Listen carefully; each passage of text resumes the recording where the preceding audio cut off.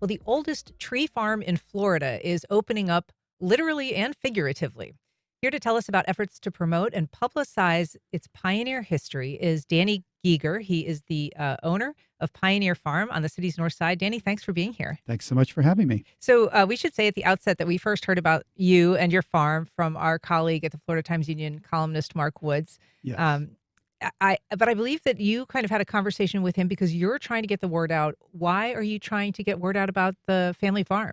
Well, I think it's an historic farm, and it's a big part of Jacksonville's history. And so much of Jacksonville's history is tied up in the sort of preservation districts downtown, but it doesn't really include sort of the agrarian roots that Jacksonville really was most known for.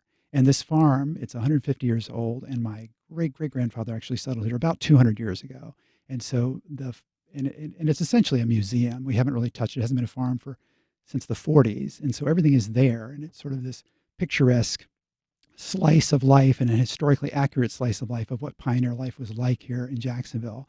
The turpentine production, the timber production, cattle production. You So grew up on the farm. I did. I grew up there. I'm the fifth generation on the farm, and though I don't live here primarily now, I actually live in Seattle most of the time. I'm back here pretty frequently. And so your goal is in part to provide a place for people to sort of experience what that existence was like. Exactly. Yeah, it's to give people a snapshot of what pioneer life was like here in North Florida 150 years ago, because essentially it is set up like the farm would have been, you would have experienced it 150 years ago. And I think that's such an important piece of knowing our history is to see that slice. The farm history is fascinating, and I do want to get to that. But you've described it as when it was operating, sort of an old McDonald type farm. Yeah, it had a little bit of everything, even though it was nominally a tree. It started out as a tree farm, although they also sold chickens and eggs. But it had cattle, it had a little bit of everything, and it grew various crops. So it was like old McDonald's farm. And matter of fact, I came on a field trip there when I was young. I'm 58 now, but I went to a public elementary school, and many of the elementary school, and probably some of your older listeners will remember coming out to the farm because we had sheep, we had chickens, we had a horse. And so the elementary schools around the area would come on field trips out to the So you farm. went on a field trip to your own I house. went to the field trip onto my own house, That's which was very really fun. So one of the ways that you're opening up the farm is, and we should say this is the last weekend of this fall festival that you're Yes. doing, but it has been ongoing and it includes all kinds of stuff. There's a Yes. couple of crop mazes. What all is going So it's on? a classic, and they're relatively new to this area. There are a handful of others in the area, but the Pumpkin Patch Corn Maze Fall Festival. So we have a pumpkin patch. You can get a pumpkin, but we have corn maze. We have a hayride. We have we have animal encounters. We have goats. We have chickens. And lots of corn bins your kids can play in. So lots of different activities. And yeah, we're open this weekend and next weekend. It's our last weekend. This is the second year we've been open. Okay. Although we will be opening, we're going to have a Santa there the 2 weekends before Christmas. I can't remember the exact dates. So we encourage people to come out. We're open from 10 to 3 this weekend. You're going to do, so this is like a holiday event that's also coming up for kind of in December. In December, yes. Okay. This will be our first year doing that. One of the things that you're doing too is, I mean, not just letting people see, but really evoking some of the work that was done. You've got a sugarcane The grinding sugarcane exhibit. syrup, which is a huge part of the of Jacksonville's history that people don't know about. But most people will get their sugar from growing their own sugarcane and squeezing the juice out, boiling it down to make a syrup. And the syrup was, you could take the syrup and you could cook with it, you could trade with it, you could water it down and ferment it, which a lot of people did back in the day. And we have all the apparatus to do that. So it's a big part of Jacksonville's history, along with turpentine production that people just don't know about. And we do a demonstration there on the farm. Keeping the history alive there can be this sort of balancing act between, you've got this entire farm. I understand your father passed away a couple of years ago Yes. at 92. 92. And so there was this sort of, as there sometimes is at a period like that, should we be cleaning things up? Should we be getting rid of things? And so you're going through all of this old stuff. Yes, I threw out, I don't say I threw out, I recycled 17,000 pounds of metal out of one barn because they don't throw anything away, right? You needed everything in a farm. So they never threw Eventually anything you away. would, right? But what's cool about it is we have my grandfather who was born in 1879. He didn't have my father till he was 50, and he had my father when he was 40. So there should be an extra generation in there. But we have his first car. I'm using air quotes. You can't see if you're listening. But we have his first wagon. We have his wagon. He was cool. He was 17. He had wheels. just like now, A right? And he wagon. had a wagon. We still have his wagon. Then we have his first car, which is a 1919 Model T bought from Big Duval Ford. So this is a 106-year-old Model T. It still runs. And then we have my father's first car, which he bought for $5, which was a 1928 Model B. It was used. He bought for $5. So everything's just there. The history that your family lived through, and as you say, it's kind of this condensed history in a way because of the way that you all were spaced out. I mean, we Yeah. should say that your great-great-grandfather had 23 kids, right? Yes. Alan Geiger. Alan Geiger. And then it was your great-grandfather who has this amazing name, Irenaeus Geiger. Irenaeus. Isn't that awesome? Oh, it should Irenaeus. come back. Somebody needs to I name their know. kid Irenaeus, but Yeah. he actually homesteaded the farm in 1877. Yes. But during this period, I mean, there are things happening, sea changes in Jacksonville. They lived through the yellow fever epidemic. Tell us Yes. about that. So, I mean, I hear all these stories. And the yellow fever epidemic, they watched, the hearses going by, and nobody left the farm for 3 months. And our farmhouse has an actual quote unquote secret passageway because when somebody would get sick, they didn't know if this was something that was pandemic level sickness. So they would isolate them upstairs in a room.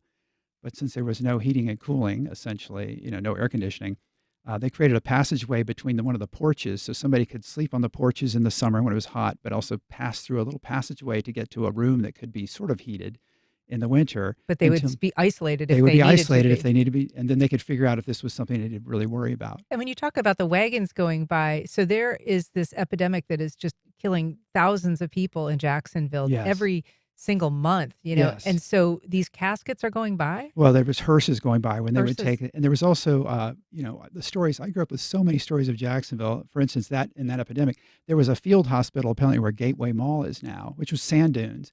And my grandfather remembers because they would bury the people as soon as they died in the sand dunes of the bones rolling down the sand dunes later as the winds would shift them around. And that road is essentially Lem Turner. My great grandfather knew Lem Turner. He was a Civil War deserter. He fought Right. one battle and took off. And your great-grandfather actually kind of helped him He fed survive. him. He's hid out in the marshes. He because would've been left the shot. Confederate Army because he decided it was kind of a bogus war. Yeah, the story, he went and saw one battle and said, "This is stupid," and came back and hid out in the salt marsh. And your great-grandfather kind of My helped grandfather him. was a friend of his, so he fed him and kept him alive. Your great-grandfather also, I mean, just in terms of like the, enormous racial history of the period, Yes. also witnessed a rather extraordinary thing with a man who was essentially living an enslaved life on a turpentine farm not far Yes. from the family farm. You could do an entire episode about turpentining and what a horrible industry it was. And essentially, this was a time in the 20s when you were kept, it was bondage. It was actual slavery. You were not allowed to leave. You would be paid in chit.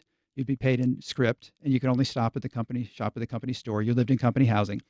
You were kept perpetually in debt. And if you left, the police would drag you back. You were not allowed to leave. And this has been documented. A lot of people have documented the turpentine industry. And there was a turpentine mill on Lem Turner about where Home Depot is now. And my grandfather and great grandfather wouldn't do business with them because they treated their employees very poorly. My grandfather befriended one of the employees who worked there. It was a black man, and he could never leave. He was in perpetual bondage. And my father, who was born in 1930, he was 5 years old in 1935, remembers his father. He saw him go by that person. He paid off his debt so that him and his family could leave. They built a log cabin so they could live on the farm and work, and he paid him an actual salary. So he had his independence. But my dad always said to me, he's like, no, slavery wasn't done. Slavery was not finished. It's unbelievable. And that turpentine history, I mean, touches on the fact, there was also at this period Zora Neale Hurston going around collecting Yes. folk tales as part of the Federal Works Project. She was a family friend. She was a family friend. I have a great aunt who was an artist. She was actually a pretty well-known artist. And she befriended Zora when they were both living in New York. It was sort of the Harlem Renaissance. And Zora would come visit the farm, and she was sort of, I didn't know her. Obviously, she died before I was born, but she was somebody who had passed through and was familiar with the family. And also Eartha White, who's well known in this area. Yes. An incredible philanthropist. A good friend of my grandmother's. So, and a huge history on that farm. It is on Dunn Avenue and basically is open this coming Friday and Saturday. Our Saturday and Sunday Saturday from and 10 to 3. This is our last weekend. Come out and visit. It's an awesome place. And you can find us on Facebook. You can find us on Instagram. Also at GeigerPioneerFarm.com. And we've got a link on our website with this story, but if, as you say, and there's also private rentals available, which is, I guess, an Yes, we opportunity for can people birthday to. parties, events. We're trying to figure out a way to support this and keep it from becoming a strip mall. We want to keep and retain this history, and a lot of development pressure around us, but our goal is to maintain this so people can come experience what life was like on a pioneer farm. Well, here is definitely hoping it doesn't become a strip mall. Appreciate the work that you're doing. Danny Giger, thanks for coming on. Thanks so much for having me, and have a great day.